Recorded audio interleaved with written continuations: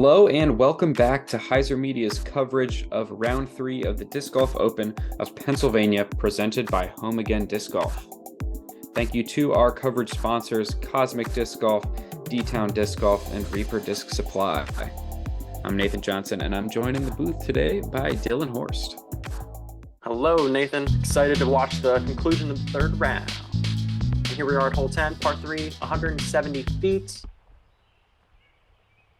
Most of the people that approach this hole, they want to throw a pushing hyzer that kind of hits the initial gap, and then there's a group of trees to the right that you have to fade just in front of and get up and over this wall. So the wall is probably about 8 to 10 feet tall. So or maybe like 6 to 8 feet tall. But kind of get over the wall, land soft, because the basket's probably about 25 to 30 feet right on the other side. Yeah, that wall is like just tall enough so that if your disc hits it and lands right in front of it, you can't see the basket, basically. That's kind of all you need to know. Jesse, a little bit off on his shot there, kind of clips a tree, drops straight down. Also worth mentioning that creek that is just in front of the players and runs to the left of the green is out of bounds. So if you do clip an early tree, there's a good chance that you will find that creek as well. So important to make sure to hit your line, give yourself a birdie putt. As Villa here kind of pulls it just a little bit to the right, still gives himself an opportunity to filter through those trees on the right-hand side. I think it's a pretty open putt. It's decently away, probably about like 30, 35 feet, but real no danger in running his birdie putt. Yeah, there's like another wall on the other side of the green that kind of can keep your disc close. As you see, Lucas just barely crest that hill. Able to get himself up onto the flat there. So this is playing as a pretty long look for Jesse. He might have been able to see the basket there. Actually gives it a pretty good bid up the hill and over the wall, but comes up just a bit short. And then Villa here off to the right, trying to give it a good bid, making sure the stroke feels good. After a couple of shots that were just off, this one just off again. Not by much. Yeah, heavy chains there. Probably was a little obstructed, I would think, from where he was at. And a little bit off for you as well. Got just some more chains, but doesn't quite stick. Yeah, at only 170 feet, this hole is definitely tricky because even if you're inside the circle, sometimes you can have a pretty tough putt. But still a hole that most players are really wanting to get the birdie at. Yeah, it feels like one of those shots that it's a scramble upshot, but it's, a hole that you walk up to every time that you feel confident enough to hit. As Lucas here, throwing the simple hyzer going in and then converting on the nice 20-footer, 25-footer. Yeah, well executed. Able to get the birdie and kind of keep himself moving in the right direction. We saw kind of a slower front nine from Jesse, Lucas, and Chris. But there's some pretty gettable par fours here on the back nine that all of these players should be able to build some momentum in the right direction once we get going. So definitely not out of this tournament yet. Still plenty of good golf ahead of them.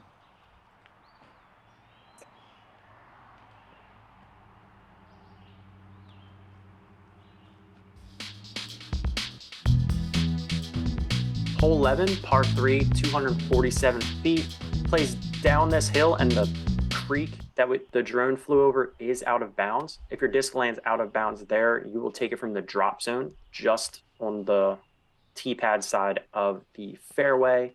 If your disc goes out in the road, I'm pretty sure you take it from where it went out. Lucas here throwing a pushing forehand. Again, dealer's choice here, pushing forehand to kind of land soft, or you could throw a nice flippy putter down the hill to kind of land soft as well. But pushing it too hard is a thing you have to watch out for. But then also not giving it enough power is kind of the opposite side of it. Yeah, definitely a really touchy shot, quite a ways downhill, and a very skinny green. I think that OB road is probably less than 30 feet behind the basket. So touch is very important. I will correct you. All OB does go to the drop zone off the tee. So yeah, you can't just blast it past the basket and take your 25-footer for par. Either way, yeah, you gotta stick this green if you want the birdie. Thank you for the correction.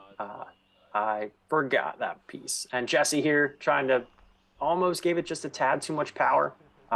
Fortunate enough to stay in bounds, so no drop zone for him. But it's going to be a very tricky putt, probably 40 feet, 45 feet to an elevated basket. Yeah, Chris is going to be the only backhand on the card. Comes out a little low, but that's pretty much what you want. Just drive it into the ground there. Um, Jesse, yeah, doesn't even want any piece of that putt. You can see that the creek, OB Creek, is probably just 10 or 15 feet behind it. So if he airballs that putt, good chance that's going out of bounds. So smart decision to concede the par. Lucas, he's not laying that one up. He is running every single death putt today, able to connect for birdie on that 30-footer on the elevated basket. Yeah, his putting stroke's looking great. Ever since the birdie on hole 7, you know, things are feeling good. I missed the putt on hole 9, but everything else is looking good. Very confident. Ooh, birdie putt from yourself. Little right side, but able to get that one to stick.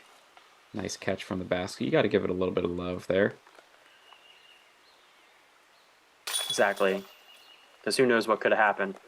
It's one of those putts that's a 50-50. Could go in, could fall out. Yeah, and especially on this little cake green. Who knows what'll happen if your disc catches those steps with the OB so close. So fortunate break, able to grab the birdie. Hole 12, par 4, 300 or 530 feet. There are two plays here. You can either play to a layup spot where you can throw your second shot through the gap that the drone's flying through now, or you do have the option to blast something to the right. If you look off to the right-hand side, you can see sun in the distance. A couple people play a backhand power shot to go through there. Lucas here is opting for the layup play to kind of cut the hole in half, throw probably about a 250-foot shot, throw another 250-foot shot, and then try to get your birdie. Yeah, I love this hole in the technically the shorter position, playing to the green basket. So many different ways to dissect it. You'll even see some people throw the forehand off the tee through this gap and try to get across the creek and make it a really give themselves a really short upshot. I love the risk reward factor basically of kind of how much do you want to try to bite off the tee and how much how much risk are you willing to take. And Villa here with an enforcer in his hand looks like he's going to give it a little bit of a kind of like a test. He's going to test the OB a little bit, that OB Creek. Fortunate enough to miss the Wow. last few branches to get right over, and he'll have a very simple upshot. That is a line I don't have never seen anybody take before. The backhand to try to cross the creek off the tee. There's just so many branches and trees close to the river that it would be it's very easy to clip something and drop out of bounds. So pretty fortunate to get a little sneaky through there and leave himself, like you said, with a really short upshot. Yeah, and Jesse with a great upshot as well, kind of pushing the backside of the OB, which is a great position to kind of throw whatever you want, backhand, forehand to the green. My shot here kind of didn't give it enough power to kind of push straight and hyzer it out the whole way. Unfortunately, went out of bounds to the right, but I'll still have a putt probably around circle's edge to save the par. Yeah, you'll typically see forehand for the players that do elect to throw the layup shot, kind of along that cart or path that lines the OB left side of the green. It is a very tight strip of land that you're trying to land on, so these upshots are still pretty stressful as Jesse comes up just a bit short. He's going to have a circle's edge putt for his birdie. But yeah, Chris Villa, after getting aggressive off the tee, is rewarded with this pretty open, just straight putter shot in towards the green. He eats these for breakfast and yeah, puts that one really close. Yeah, nice harp up shot. Couldn't ask for much more there. And Chris, being the technician he is, anywhere inside of 200 feet, I'll give him all the opportunities in the world to save the world if we needed to. Yeah, if the aliens come and say you need to pick one person to get up and down from 190 feet, I, I, I, I, am on board. I'll take Chris Villa as well. So Lucas is a little off on his birdie putt. Jesse for birdie as well. Little left side, gets a little sneaky, but able to get that one to stick. Hole 12 is a great birdie to pick up. Definitely a hole that I don't have the number in front of me, but I assume averaged over par on the round because you can get into some trouble pretty quick, as you see right there. A little short on your par putt. Gonna have to settle for the bogey. That OB Creek, ooh, a little high from Chris. That OB Creek can eat a lot of discs if you're a little off on either the tee shot or the approach. Yeah, like you were saying, it is a fun hole and it has a lot of score separation. Yeah. There is a longer basket to the right, but I don't think it yields the same score separation as this one does. Like as we can see, Jesse and Chris kind of carding the pars, me carding the bogey for just being out of bounds. Lucas with the par, kind of get a full straight there almost.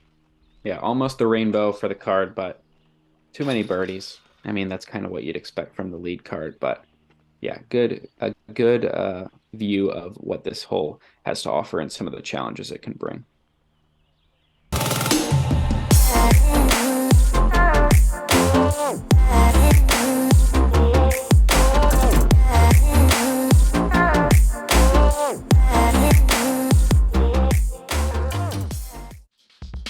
Hole 13, par 4, 338 feet.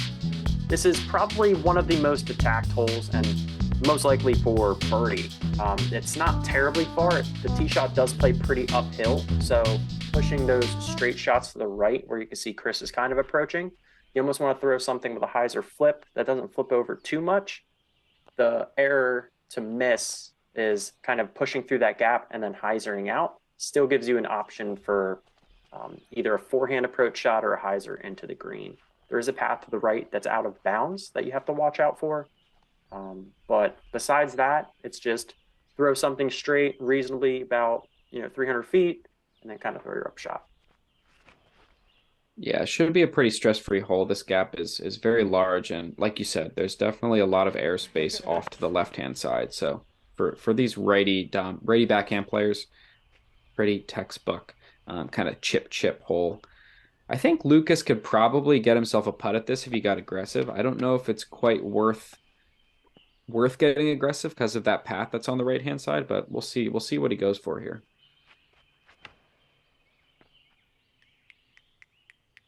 Yeah, a little overturned. That's why you don't do that. Oh, but a really nice tree kick at the end of the flight keeps him inbounds. And that might be a long eagle putt we'll see from Lucas coming up. Yeah, that was excellent. At first, it turned over pretty hard as soon as he let it go. We thought for sure it was out of bounds, but as soon as we walked up, we saw it in bounds, and we kind of figured it took a little tag off of that tree. But yeah, no, he's probably just outside circle 2 for the eagle. Nice shot there from yourself. Pretty textbook of what you want off the tee. Just nice and straight, a little bit of hyzer flip. Fades off to the left. You can see Jesse barely past the short basket, which is a pretty good indicator of a good place to land on this hole. Gives him just a nice wide hyzer forehand into the basket.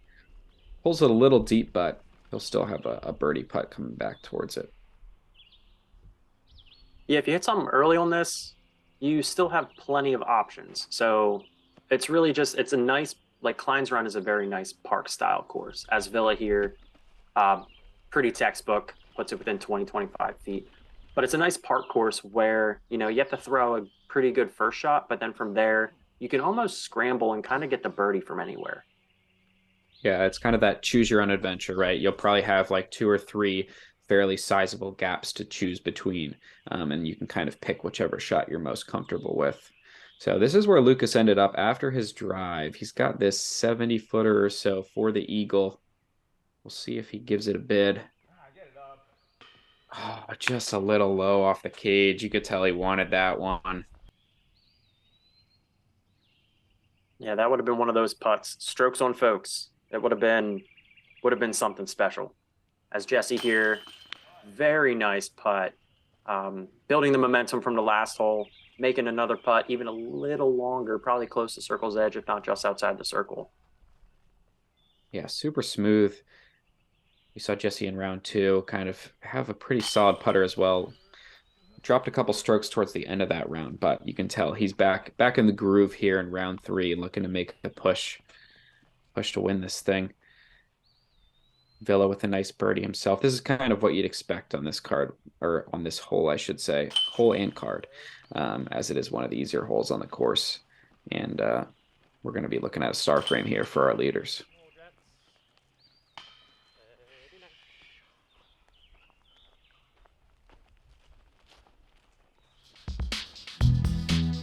Hole 14, par 4, 473 feet. Anybody that has it will throw the power forehand kind of down the gap that the drone is flying through, or you do have the long turnover backhand to kind of get through and try to punch through those last 2 trees. If you have a lot of power on this hole, this is a good one to kind of push and press for eagle. But again, another park style par 4 where as soon as you get far enough down the fairway, it should be fairly easy to kind of get up and down for your birdie. Yep, Chris with a nice shot, bites off a good amount of distance with that just kind of hyzer flip, slow drifting shot to the right. I think we'll probably see 3 forehands from the rest of the card if I had to guess. Jesse will go first. Yep, just that big flex forehand.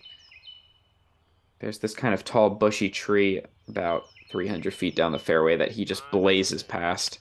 That is going to be way down there. Should probably have a forehand in the green from there, I would guess. Yeah, missing on the left-hand side kind of opens up the left-hand side of the fairway. If you kind of go into the right-hand side, there's just a lot more trees to contend with. But on the left-hand side, if you could push it out and kind of turn it over, there's a lot more open space out there. There is an OB path long that you do have to watch out for from pulling it. Lucas here kind of takes a little bit of the inside gap, does push pretty far forward, so he'll probably have like a nice hyzer or a little flex forehand into the green.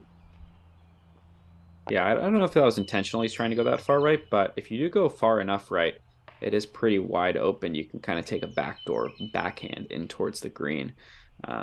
If you find yourself in the middle of the fairway, there's a lot more trees, which is kind of counterintuitive, but typically you will be close enough to the basket that you can make something work. You're going to blast a hyzer flip forehand down there. And that should work out just fine. Yeah, almost take out the catch cam, banked off a tree. So luckily nobody got hurt. That's good. We don't need anybody else associated with HyzerMedia getting hit with discs anytime soon. As Bill is going to go for the backhand upshot. Leaves it a little bit short. Might have clipped something on his way in, but still has a birdie putt coming up. And after 3 fantastic forehand drives from the rest of y'all, I would think no more than 150 feet or so for the 3 of you here. Ooh, another fortunate tree kick looks like keeps you close there. Might have been sailing that one a little deep otherwise. And here's Lucas trying to throw his slammer up shot. Great ground play. Skips right up to about 10 feet. Pretty routine for him. And then Jesse here trying to throw the zone. Kind of a little flex shot to kind of land just nice and flat. And lands up there pretty well too. Yeah, honestly, Jesse was probably pretty close to pin high just down the hill.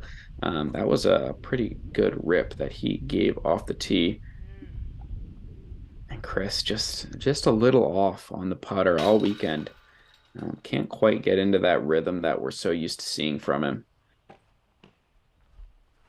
Just those 30 footers is kind of where he struggled, that circle's edge distance, which obviously is never a gimme for anybody. But yeah, like I said, we're just so used to him being locked in all the time that it is surprising to see. Well, what's nice is he's not too far back, so still has some time to kind of make it up. Only down by 2, at least on this card, so plenty of golf left. For sure. Hole 15, par 4, 533 feet. You want to throw a pushing hyzer to land right around where the drone is now. And then from there, you can either throw another kind of pushing hyzer touch shot, or it does open up to the left-hand side. On this one, it just depends how aggressive you want to get off the tee. If you want to throw the full flex shot to kind of get more distance to make the upshot easier, you can.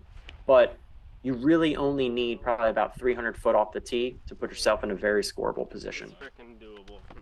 Yeah, I'm sure Jesse's not happy with that upshot, but like you said, the left-hand side is pretty open. So finishing over there, he's going to have a forehand out, kind of out and around the main cluster of trees on this hole.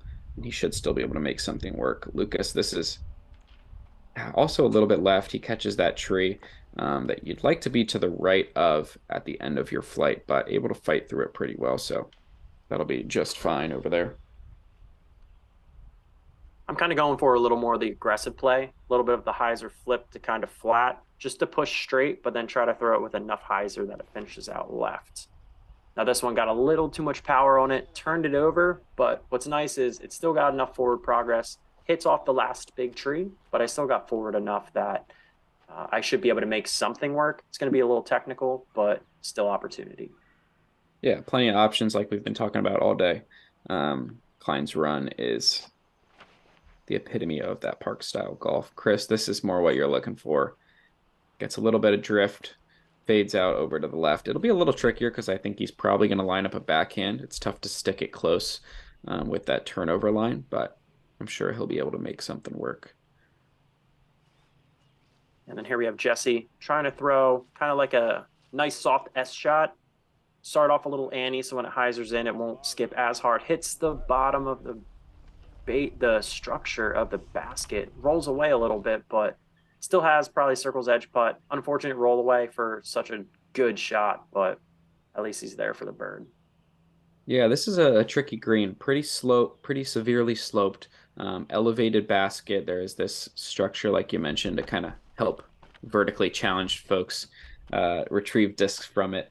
But and yeah, there's also an OB path that runs along the right-hand side that's probably only about 25 feet away. So definitely a lot of trouble. And if you give yourself a tester putt, oftentimes you're gonna have to make a decision on if it's worthwhile giving it a run.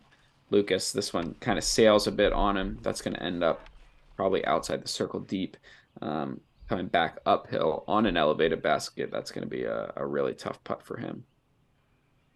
Yeah, for me, it was a nice pushing, just forehand. Was able to see the basket, fortunate enough to see the basket on the upshot. So was able to land it nice and soft. And yeah, stress-free birdie. Yeah, stress-free birdie is really nice on this hole because if Lucas hits the cage or the band on this one, there's a good chance it's rolling right back to him. But he makes death putts apparently every death putt. I mean, that's like 3 we've already seen in this round, like 40 footers that just are going to be absolute disaster if he hits the cage and just cashes it like it's no big deal. So yeah, it's amazing. I think he missed one on 2, and then from then it's been a lot of the death putts just right in the heart. Yeah. I'm guessing Jesse's waiting for the green of 6, which is just behind this basket on the other side of that path. Able to collect himself, focus up. Also a pretty scary putt with that slope behind the basket, but not a problem when you're in a rhythm like he is now. Yeah, and the last 2 of us are pretty close, so this will be a nice star for him to kind of wrap up hole 15. Yeah, definitely not an easy birdie on this one with the tricky tee shot and the tricky green. So really nice star frame to pick up for the card.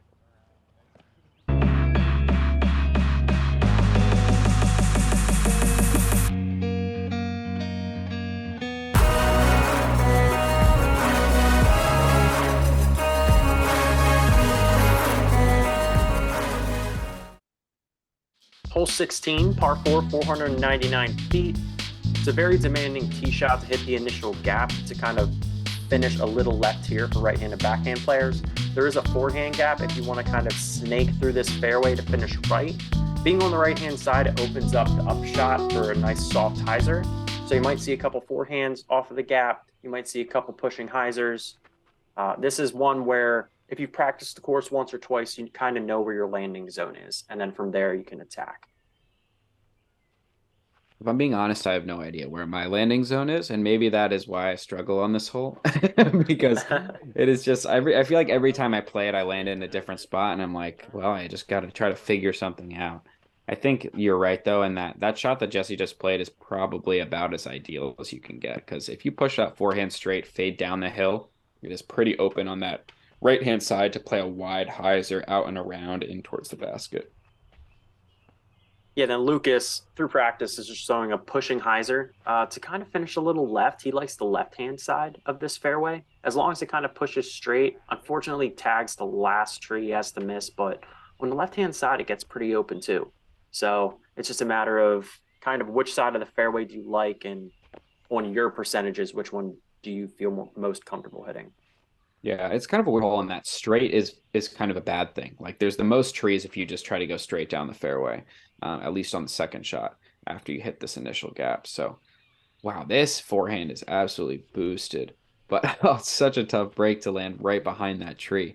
But I think you're pretty far enough down that fairway to where you'll be able to make something work from there. Yeah, I got fortunate enough on a nice turn kind of going through the gap that it pushed straight. Villa here, throwing a nice hyzer flip, just trying to stay in the middle, really. He's crafty enough. Unfortunately, just kind of sticks up right on the other side of the tree. So awkward footing ahead, especially after a pretty solid tee shot. Oh, get it up. Yeah, so Lucas, after catching that late tree, kind of has this flex forehand line through the inside. Just comes out a little low, a little overturned, and catches a tree there. So is Villa taking his lie behind the tree? Yes. So his disc was actually vertical right on the tree. So if he marked it, he wouldn't be able to establish basically a good enough lie to put his foot there without basically being elevated. So we decided to give him the relief from behind the tree, and yeah, kind of just like a business as usual type of shot, to give that like normal relief just because he wasn't able to kind of establish a good enough lie. Yeah, makes sense. So Jesse with a nice upshot. Lucas got a long jump putt after that errant approach. And we still haven't got to your drive yet, have we? Wow, you got a long eagle look. Maybe 70 footer or so for Dylan.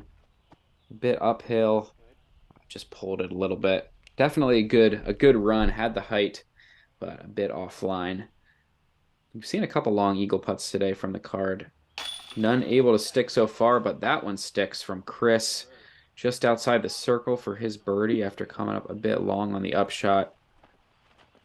Yeah, after some struggles on the putting green, that's a good one to get, especially having an awkward upshot, you know, or an awkward tee shot on the second shot, and then fortunate enough to kind of jam the birdie after a couple of missed putts. And then myself able to kind of convert on a nice birdie as well. Yeah, you really earned that birdie off the tee with a pretty fantastic drive. To have an eagle look on a 499-foot hole takes a bit of juice. So well earned birdie for yourself. Nice birdie for Jesse as well. 3 under for the card on this hole is pretty solid. Hole 17, par 3, 297 feet. The most popular play is a pushing forehand hyzer to kind of get through the gap that the drone is flying through. Not a lot of ground play when you get up by the basket, depending how much you juice the tee shot. The hardest shot is throwing the backhand turnover because you have to turn it so far and so late. And Jesse here, unfortunately, is just a little early on the release. Still kind of moves a little bit forward, so he's still going to have a decent look at the basket, but definitely wanted to hit the biggest part of the fairway. Yeah, I think this probably plays uphill slightly. It's kind of hard to tell because there's that gully that you're throwing over, and then the hill kind of comes back up. But you'll see a lot of players just kind of not commit enough to it and fade out a little early. You have the opposite problem, kind of going a little bit deep, maybe juiced it a little bit extra after seeing Jesse's miss. But a nice shot nonetheless. We'll see what Villa's able to do here on that tricky backhand line. Kind of a hyzer flip to late drift. Fades out a little bit, but keeps it straight long enough that able to stick it pretty close. That's a really nice, really technical shot. Yeah, I'm pretty sure that's a sword. He's been throwing that most of the weekend for his kind of nice and technical late turnover shots. He just feels the most comfortable with that disc. And Lucas here, kind of the same problem as Jesse. Unfortunately, doesn't get through the 2 trees that Jesse got through. So he's going to have a long jump putt. Lucas definitely does have the power on his jump putt to give this a good bid. Yeah, 100-footer uphill. Not many people are jump putting here, but Lucas pretty much online just doesn't quite have enough juice to give it the height, but solid effort. Here's where Jesse snuck through too. Got himself a circle two look, just barely tickles the right side chains. Really solid effort for him as well. Looks like you're coming back downhill after going a bit deep on the drive. 30-footer, not a problem. Drop that one in for the birdie to get you to 28 under par. Starting to get some really good momentum going on the back nine here. Pulling away from the card. Yeah, down the stretch is definitely ones you want to get. A couple of the scoreable par fours, and then this par three is a good one to get. As Villa throws, very great tee shot and definitely rewarded with an easier putt. But yeah, it's definitely one that, down the stretch, a bunch of these par fours are very scoreable. You want to get as many as you can.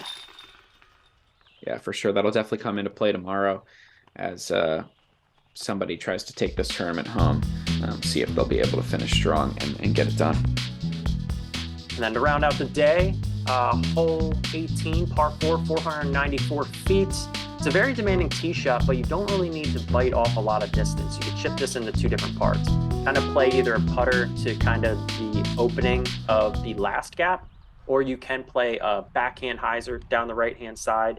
There is a bunch of bushes and rough to the right that you almost want a hyzer just before, but this is just all dependent on how aggressive you want to get. If you're feeling it, give it a shot. If not, you might just want to pitch down the fairway and kind of give yourself a birdie opportunity. Yep, you're going for the aggressive line, trying to push something through that clump of trees that's about halfway down the fairway. Oh, but takes a bad kick left over the cart path. That is going to be out of bounds. Yeah, it was unfortunate. Didn't hit the gap, didn't hit the right-hand side, and just kind of banked off the one tree he had to miss and faded all the way to the out of bounds. Unfortunate, but still have an opportunity to save the par. As Villa here, trying to throw the same gap, kind of does the same thing. Doesn't turn it enough, and unfortunately just kind of gets through the trees and filters his way out of bounds with a little bit of ground play. Yeah, you definitely want to throw something with a little stability off the tee because it is downhill. And if you're going for that right side backhand gap, you want something that fades before the bushes and kind of limbs. But if you don't commit to the line and kind of do what Chris and it looks like Jesse did as well, you can fade out a little early and find that path very quickly. And that's 3 out of bounds drives on the card. Really tough breaks for the guys, and Lucas doesn't want any part of that OB road, so he's content to just chip a forehand to the bottom of the hill and then hopefully just chip another forehand up to the green, kind of breaking this hole into 2 parts. Yeah, it's definitely a great play because you don't need to get a lot of distance. And from here, you have options. You could throw the backhand straight shot, or you can throw the stable forehand out the left-hand side. Lucas unfortunately just pulls it a little bit, and the disc doesn't have enough integrity to finish, and just clips the last tree across the path, so he will be out of bounds. Man, after seeing a pretty solid, pretty clean golf from the card across the board, some definite struggles here trying to close out the round on 18. You're going with the backhand upshot, and that's a little overturned. It's going to leave you a long putt. Might not be runnable there. Try to save the par. I'm guessing Jesse's just going to chip this forehand over the OB for a short amount of time. Maybe got a little sneaky through the tree there, but sticks it close. Should be able to save the par. Yeah, off the tee, forgot to mention, it was a pretty stiff headwind coming through, so all of us were hoping that our discs were going to turn over. And it seemed like as we kind of got through the gap, there wasn't a lot of wind turning things over. I know for my upshot, it was pretty tough to try to trust it out over the OB. So that's why I went with the backhand. And that's probably why Lucas is kind of held out a little bit. But Chris with the great upshot. And then Lucas here putting nice and close to finish his round. Definitely not what he was looking for.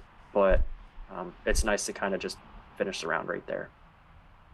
Yeah, good to get off the course, especially kind of limping into the finish here, as we're kind of seeing from multiple members of the card. But this will just bring the field even closer, and it'll shape things up for an even more exciting finish down the stretch. As Chris, that was a par putt for him. Just doesn't commit to it. Like you said, there is a pretty stiff headwind that comes off of the Susquehanna, so makes those downhill putts pretty tricky to get the nose angle right.